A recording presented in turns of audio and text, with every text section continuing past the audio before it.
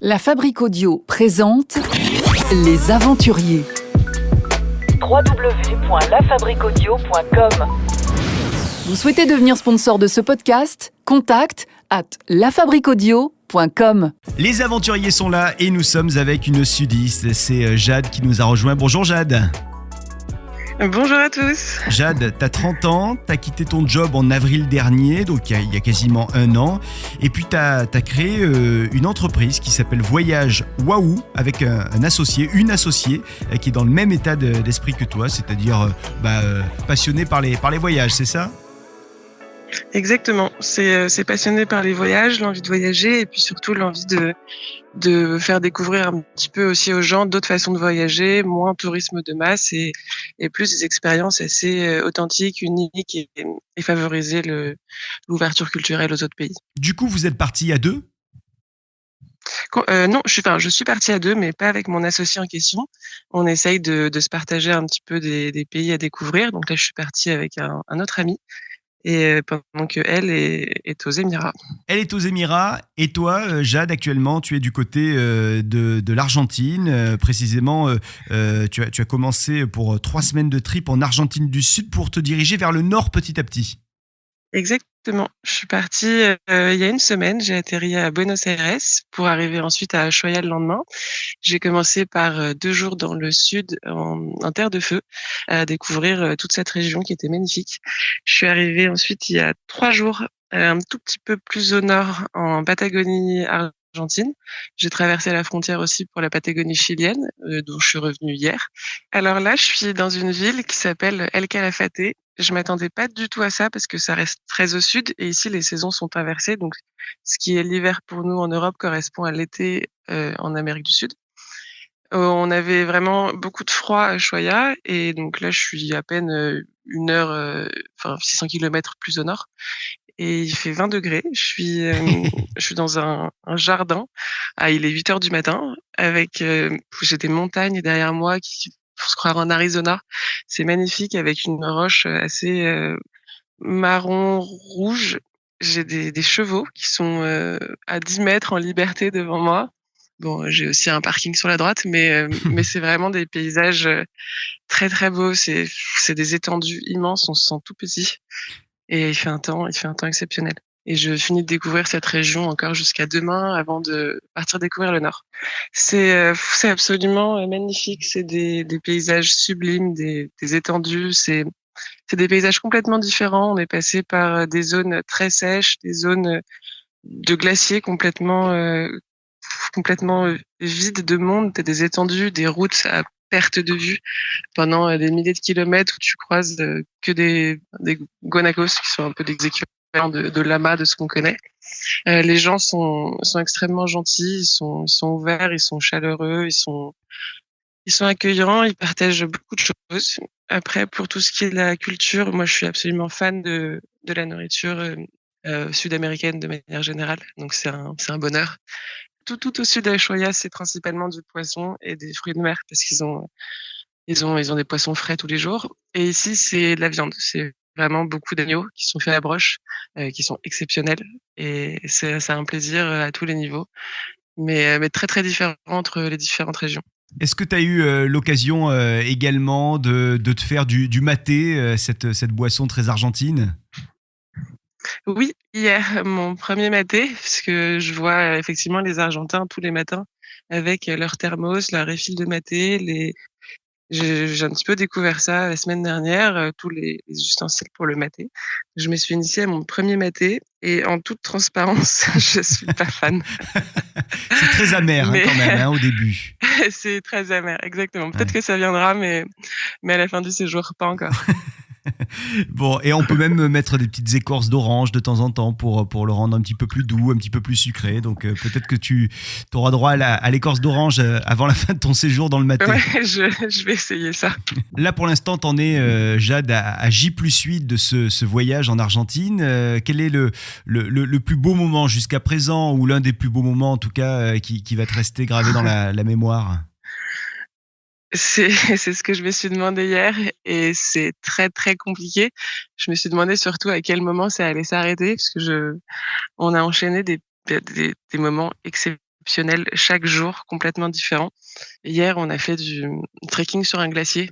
C'était incroyable, sachant qu'il y a 3 jours, on a été, faire du kayak sur un autre glacier, au pied d'un glacier. Je pense que ça restera le moment le plus impressionnant parce que c'était le premier glacier que je voyais. On est parti après un réveil à 5 heures du matin, 5 heures de route pour rejoindre le parc national. On prend un bateau, on arrive et puis, finalement, il y avait beaucoup de vent, donc on nous dit que ça allait pas forcément être possible et puis on leur explique qu'on a fait 5 heures de route, qu'on est épuisés, que vraiment on est venu que pour ça. On finit par partir, mais ils nous disent que ce sera peut-être pas sûr qu'on puisse le faire et puis finalement le vent tombe, les vagues tombent, ça devient un lac et on arrive à pousser jusqu'au pied du glacier en kayak à 2 et c'était vraiment un moment exceptionnel. C'est c'est hors du temps. Tu es sur un lac à l'autre bout du monde et puis tu es face à un mur de 70 mètres de glace, c'est exceptionnel. Et puis, hier, du coup, on a poussé et puis on est parti là, cette fois à pied pour, faire un trekking de 2 heures sur un autre glacier et c'était vraiment, vraiment extra aussi. Toi, t'en fais des treks en général quand t'es en France? Pas du tout, j'ai fait mon premier trek, avant-hier, 8 heures, 900 mètres de dénivelé positif. C'est le premier trek que je fais réellement de ma vie et je suis pas sûre d'en refaire un tout de suite.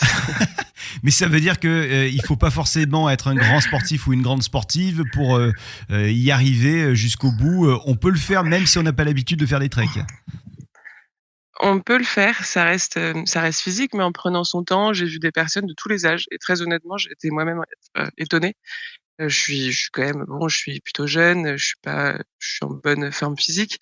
Je suis pas une marathonienne non plus, mais ça a été et j'ai vu des personnes âgées, j'ai vu des plus jeunes, j'ai vu des personnes qui avaient pas du tout l'air de pouvoir y arriver et qui vraiment y sont arrivés donc non, honnêtement, c'est accessible en prenant son temps, en faisant attention et tout le monde peut y arriver. Puis il faut surtout beaucoup de détermination. C'est plus, le moment où tu te dis: «Je vais faire demi-tour, je vais pas y arriver», mais ça vaut vraiment, vraiment, vraiment le coup de pousser. Le voyage, c'est des aventures parfois sportives, c'est également de beaux paysages en général, mais c'est aussi des rencontres avec les humains. T'as fait des belles rencontres jusqu'à présent en Argentine? Ouais, absolument, absolument et puis, surtout, bon là, j'ai passé 3 jours côté chilien, mais en Argentine aussi, Ushuaia, on a rencontré vraiment des personnes, top. On a eu, l'hôte du Airbnb que j'avais pris, parce que les hôtels coûtent très cher, tout au sud. Enfin, Ushuaia, ça coûte vraiment très cher et tous les taxis, les autres qu'on a rencontrés, adorables, qui nous ont partagé plein de bonnes choses, de bons conseils, leurs adresses favorites, avec qui je suis restée en contact et qui m'ont donné beaucoup d'adresses pour la suite du séjour. J'ai aussi rencontré des Français par hasard, qui m'ont donné, plein de bons plans pour faire du cheval dans la région où je suis, pour des excursions, plus, dans des estancias, ce qui sont aussi des espèces de restaurants, étables locales et une dame qui a été vraiment adorable dans un hôtel où on est arrivé, il y a 2 jours, qui nous a accueillis à 23 heures. On était épuisés, qui nous a fait à manger, qui nous a préparé des petits plats pour le lendemain. Puis on est revenu 2 jours après, on n'avait pas d'essence, donc son mari nous a accompagnés en vélo chez un voisin pour prendre de l'essence.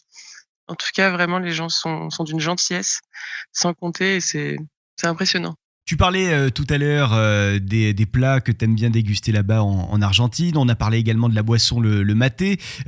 Côté boisson, plutôt alcoolisé, est-ce que tu as eu l'occasion de découvrir les bons vins d'Argentine qui sont nombreux? Oui, j'ai commencé par les vins de la région de Mendoza, Mm. qui est, je crois, la région viticole la plus importante d'Argentine, puisque la plupart, en tout cas, des restaurants où on a été nous ont vraiment conseillé ces vins et ils étaient très, très, très bons. On a essayé 2 Malbec qui sont, on a demandé vraiment plutôt proches de la Patagonie, là où on est et honnêtement, très, très bon vin, très, très bonne, très bonne surprise et j'ai hâte de découvrir le nord pour en essayer, d'autres. J'imagine que c'est pas tout à fait les mêmes notes puisque rien que les températures sont complètement différentes. On va passer de 5 degrés à 35 degrés. Avant de partir en Argentine, Jade, tu parlais espagnol ou pas? Oui, je parlais espagnol de l'école principalement. Bon, c'était pas non plus, on va dire que j'étais bilingue espagnol, mais des bonnes bases et surtout j'ai beaucoup voyagé en Amérique du Sud. Donc j'ai fait le Pérou et je suis rentrée du Mexique il y a 3 mois, donc c'était encore un petit peu frais dans ma tête et puis c'est vrai qu'en tant que Français, quand on connaît l'espagnol, c'est une langue qui revient vite dès qu'on est un petit peu immergé dans le pays. Au bout d'une semaine, on se fait largement comprendre et on comprend très bien ce qu'on nous raconte. Et du coup, l'accent argentin, il est comment? Il est sensiblement, compréhensible, enfin différent de l'espagnol, auquel on est habitué. Il est très compréhensible. Il y a une différence principale, c'est le double L qui ne se prononce pas, la lluvia par exemple, mais CH.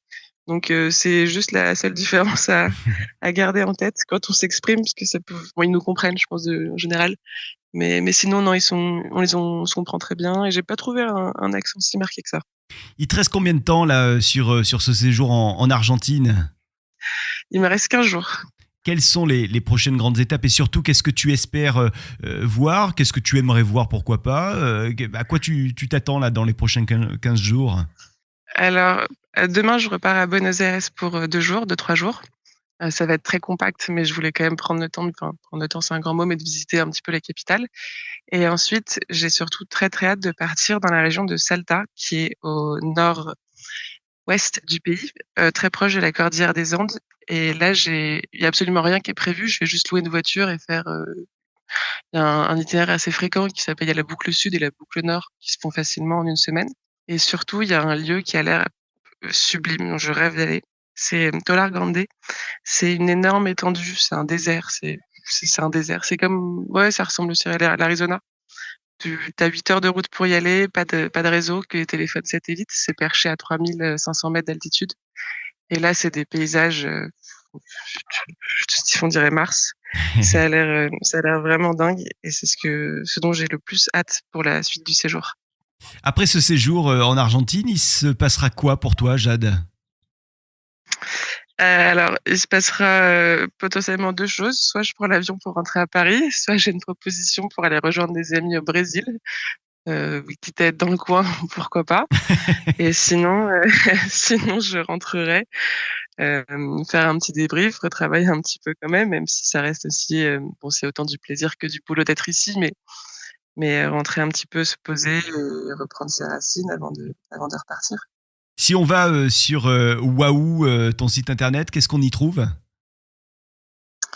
Il est tout frais, tout neuf, donc peut-être encore quelques petites coquilles, mais sinon globalement, les principales informations sur nous, ce qu'on fait, ce qu'on propose aux gens et puis un petit formulaire si jamais, vous voulez partir en voyage avec nous pour qu'on prenne contact avec vous et vous propose un super séjour. L'aventurière Jade en Argentine aujourd'hui. Merci Jade pour nous avoir raconté un petit peu ton séjour en Argentine, nous avoir fait ton journal de bord. À bientôt et bon voyage. Avec plaisir, merci beaucoup, au revoir. Les aventuriers. www.lafabriquaudio.com. Vous souhaitez devenir sponsor de ce podcast? Contact @lafabriquaudio.com.